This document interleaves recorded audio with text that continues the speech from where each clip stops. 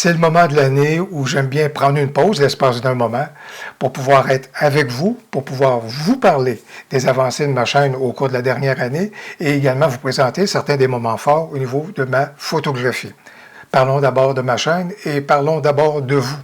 Je tiens à vous remercier très chaleureusement et très sincèrement de votre présence. J'aime ça que vous m'accompagniez à ce moment-là dans ce que je peux vous proposer afin que vous puissiez progresser dans le domaine de la photo. Je suis rendu au niveau de ma chaîne à plus de 650 vidéos.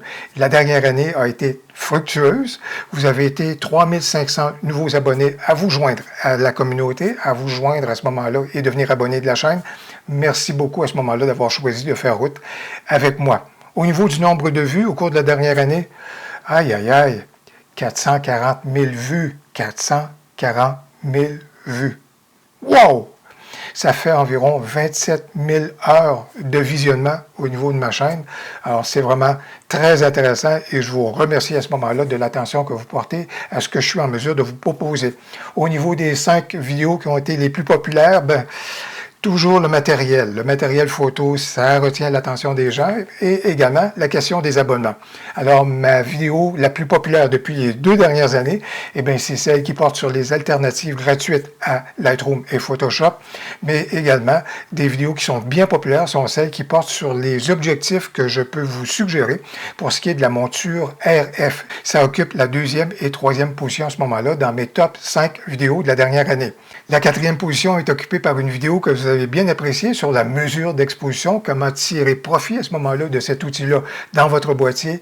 Et la 5e position, je suis bien content, ça s'est faufilé dans le top 5, c'est la vidéo que j'ai faite sur Adobe Portfolio. Tant qu'à être un abonné d'Adobe, pourquoi ne pas profiter d'un outil que vous avez à portée de main à ce moment-là pour faire connaître votre travail photo. Je suis bien content qu'à ce moment-là, ça a retenu votre attention et moi-même, je m'en sers comme outil pour faire connaître mes conférences photo. Voilà donc pour les contenus qui ont été les plus populaires au cours de la dernière année, mais n'hésitez jamais à profiter des commentaires dans mes vidéos pour me faire part de vos idées ou de sujets que vous aimeriez que j'aborde. YouTube me rappelle que j'ai répondu à 917 commentaires au cours de la dernière année. C'est donc dire que je lis les commentaires et habituellement, je vais répondre à ceux qui, à ce moment-là, vont me suggérer des choses, vont me poser des questions. Je vous lis et je vous laisse habituellement un signe de vie pour vous indiquer qu'effectivement, j'ai pris connaissance du commentaire que vous m'avez laissé et je vous en remercie. Au niveau de mon année photo 2025, certainement que l'un de mes plus grands coups de cœur au cours de la dernière année, c'est un nouveau boîtier, c'est celui-ci, c'est le Lumix GX8, un bon vieux Lumix GX8. Ça fait longtemps qu'un appareil photo ne m'a pas donné autant de plaisir et celui-ci s'est invité dans mes voyages, s'est invité au niveau de ma photo de rue.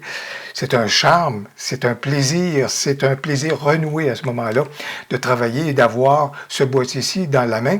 Alors, ça poursuit mon aventure du côté du micro 4/3 avec une relation qui est toujours un peu ambiguë avec mon OM5. J'y reviendrai un jour, une fois que j'aurai réussi à dompter l'OM5, mais je pense que ça ne surviendra jamais.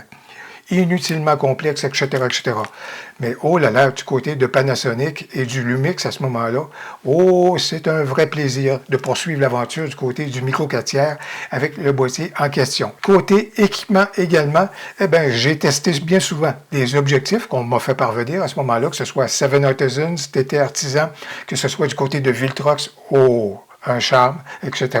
Mais quelques belles découvertes également dans des objectifs qui étaient vraiment très différents.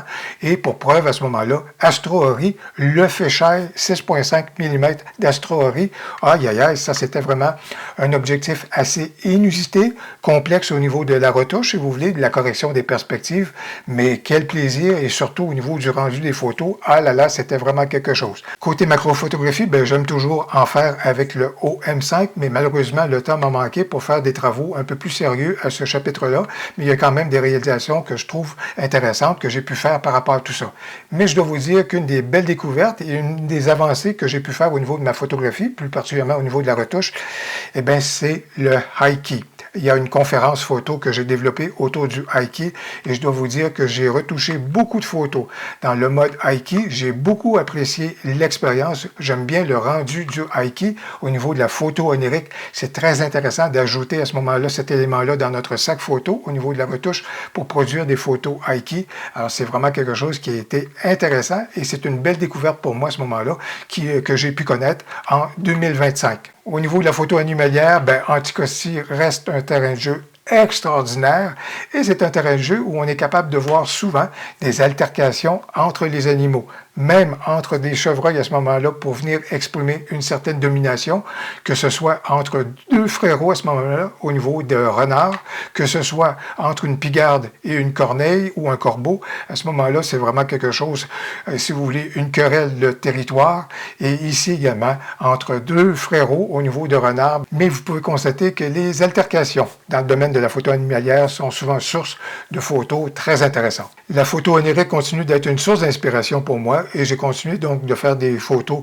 qui vont dans ce sens-là, des fois avec du mouvement volontaire du boîtier, mais d'autres fois tout simplement en faisant des projets un peu également à la Pef Ventosa, comme j'ai déjà pu en parler par le passé, ou encore à ce moment-là également avec un léger flou que je suis capable d'apporter dans mes photos. Mais je vous dirais également qu'au niveau de ma photo de rue et également au niveau du mouvement volontaire du boîtier, Intentional Camera Movement, je continue de pratiquer ce style-là que j'affectionne au niveau de la photo de rue plus particulièrement, en me déplaçant et en prenant donc des photos en me déplaçant. J'aime toujours le rendu et les fantômes que je suis en mesure de produire donc avec ce genre de photos et avec ce mouvement volontaire du boîtier. C'est vraiment un style photo que je continue d'affectionner.